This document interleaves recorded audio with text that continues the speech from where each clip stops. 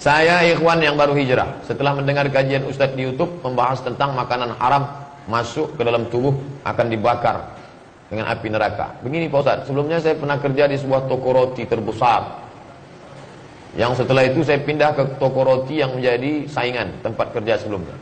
Adapun posisi saya tempati di tempat kerja sebagai orang ngontrol bahan produk diolah dalam pembuatan roti tempat tersebut selama 5 tahun.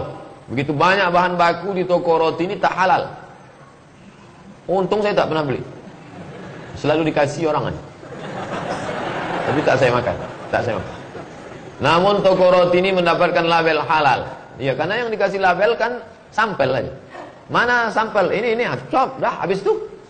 Mana orang nengok lagi? Habis dah kena tipu. Tak apa-apa tepung cacing lah, tak apa.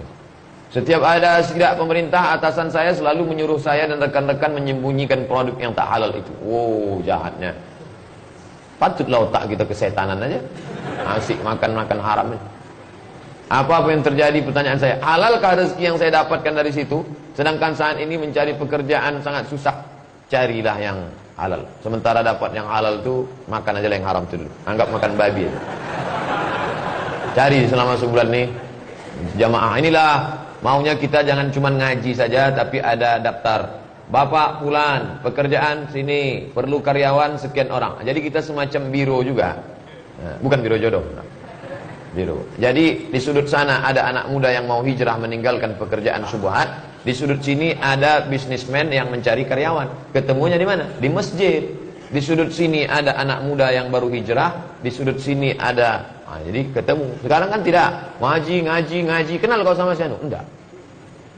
La salam wala kalam. Tak ada ngobrol. Kadang lebih solid pula pemain gaplek lagi dari pengajian. Bagaimana saya nanti di akhirat minta maaf Pak Ustaz? Oh, minta maaf lah ke semua yang makan roti sepekan baru. Buat aja video pendek. Kepada seluruh yang makan roti saya mohon maaf. Saya tak bisa datang ke satu-satu. Kalian tontonlah ini. Dulu ku buatkan ini, campurannya ini. Buat. Kalau takut wajahnya nampak, di blur kan. Suaranya buat suara. Saya campur dengan apa? Kan ada tuh. Nanti saya buatkan. Minta maaf kepada seluruh umat Islam biar sadar. Solusinya mana? Belanjalah ke roti Muslim. Roti Muslim. Ustaz Somad, ini roti kami ini di Jalan Dirgantara. Dirgantara, depan kantor Pak Jenderal Edinatar Nasution, masuk dalam ada. Bintara. Dirgantara sana, Bintara. Jalan Bintara. Ini Pak Ustaz, roti kami ini telur ayamnya dicuci dulu. Telur ayamnya dicuci karena telur ayam tuh kulitnya kan najis karena keluar dari lubang ciri ayam. Maka dibasuh orang itu dulu. Jangan sampai enggak, ini tangan satu. Ambil telur ayam, tok. Itu yang megang najis, itu juga yang membuat adonan. Patutlah sedap. Maka telur ini cuci dulu Pak Ustaz. Makan, jaga makanan baik-baik. Harus bagaimana saya ke depannya Pak Ustaz? Cari kerjaan yang baik, habis itu tobat. Minta ampun kepada Allah. Mudah-mudahan Allah mengampunkan dosa silap salahmu saudara. Amin. Saya pun banyak silap salah. Kan tak ada silap salah. Manusia tak lepas dari silap salah.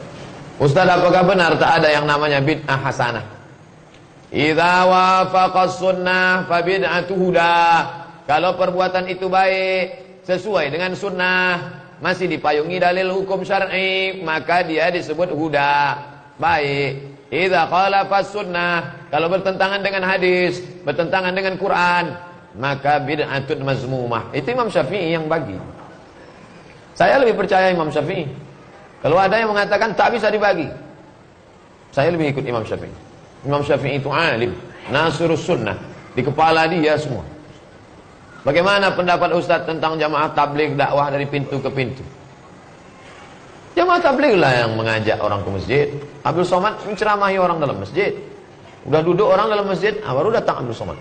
Yang mengajak ke pintu-pintu. Assalamualaikum Pak Haji, ayo kita ke masjid. Usah kau ajak aku, kata Pak Haji. Aku udah bolak-balik ke Masjidil Haram. Sombongnya minta. Kau pernah Masjidil Haram? Belum Pak Haji. Pergi.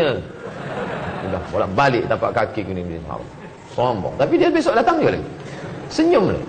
Pak Haji kata dia, colekkannya minyak wangi. Pak Haji belikannya siwak. Minyak wangi itu lebih mahal lagi. Di Madinah nih beli. Baik Pak Haji, besok datang juga lama-lama muak Pak Haji. Yalah, ayo kita pergi gitu. Teman saya ada yang yakin bahwa dia playboy syariah. Bagaimana cara saya memberitahukannya untuk tidak menjadi playboy? Inilah gara-gara bank syariah, bank konvensional semua mau disyariahkan orang. Playboy pun syariah.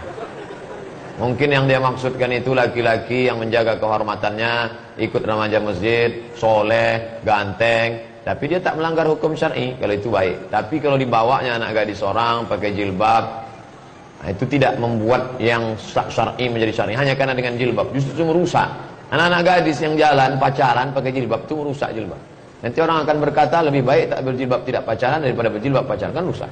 Orang tua jangan biarkan.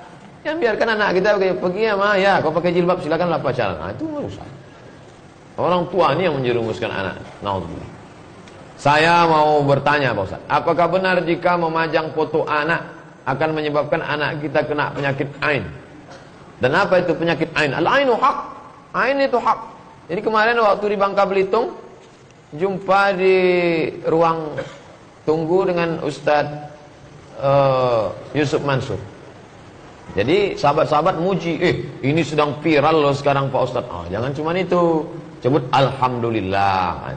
Jadi jangan disebut Alhamdulillah itu, maka ain itu bisa hilang. Orang berdagang megah mewah, lalu dia katakan, wah hebat sekarang. Nah, itu bisa ain, bisa hilang dia.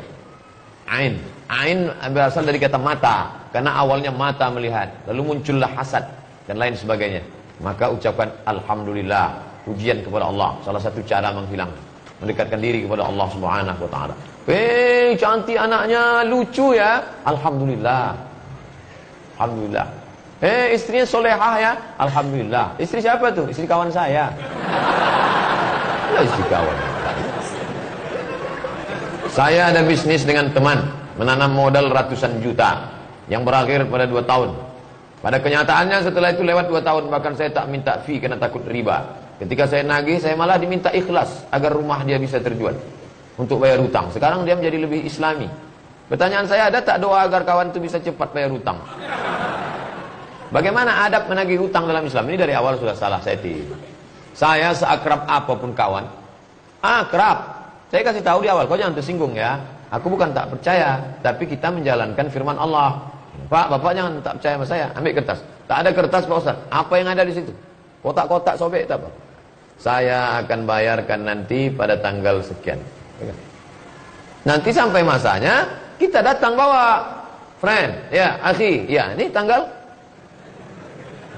Fa in kana dzu usratin, kalau dia dalam kesusahan, fa nadhiratun ila maisarah, tunggu sampai dia lapang. Aku sedang susah nih. Kau lapangnya kapan? Aku lapang insyaallah 1 Januari 2018. Oke? Tanggal datang. Tapi yang paling bagus adalah wa antasaddaqu khairul lakum. Kalau kau sedekahkan itu lebih baik. Datang tak bisa? Karena kau tak bisa, aku sedekahkan aja. Lebih baik. Tapi yang menghafal ayat ini kita yang mengasih pinjaman. Sekarang kan yang menghafal yang minjam tuh. Pas kita datang menagih, kapan kau bayar? Dibaca wa antasaddaqu khairul lakum. Kalau kau sedekahkan lebih baik. Andai ustad lah, ini andai ustad. Ini realnya aja lah. Kita kan enak bilang sabar ya, sabar. Andai ustad lah ngalami 200 juta dipinjam. Dulu kita memang salah, mungkin karena belum ngaji, percaya aja. Pinjam 200 juta. Sekarang dia tak bayar. Apa yang ustad lakukan? Saya polda kan. Saya lapor ke polda. Lapor ke polisi, minta ini tangkap nyorong. Kalau ada aset dia jual. Dia mesti. Kita yang tegas dalam masalah utang itu bukan kita dendam. Kita mau menyelamatkan dia, jangan sampai dia dan anak cucunya makan haram. Kita biarkan dia makan 200 juta. Sekarang dia lebih islami. Dia merasa lebih islami. Anaknya makan haram, bininya makan haram. Mati kita. Dia mesti balikkan itu di akhirat.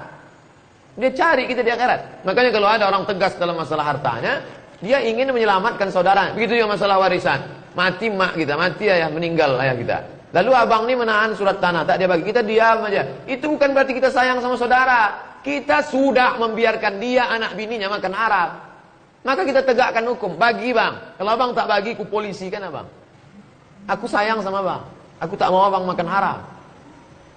Mendengar polisi kumat, mati dia. Alhamdulillah. Bisa cepat dibagi. Ustaz, kasih info ke kami jadwal ceramah Ustaz di Kota Pekanbaru di mana saja. Di sini aja. Di sini aja. Makanya jamaah sekarang, Ustaz datanglah ke masjid kami. Sudah 7 kali pertemuan di Masjid Raya Senepelan. Sudah datang belum? Datanglah, jauh Pak Ustaz. La ilaha illallah. Apa pula jauh? Jauh. Payah kamar mandinya Pak Ustaz. Insya Allah nanti kamar mandi megah dibangun. Insya Allah. Tak tahu saya entah kapan. Insya Allah. Insya Allah asal sudah ada yang motong ini viral, buat tegaan di sini.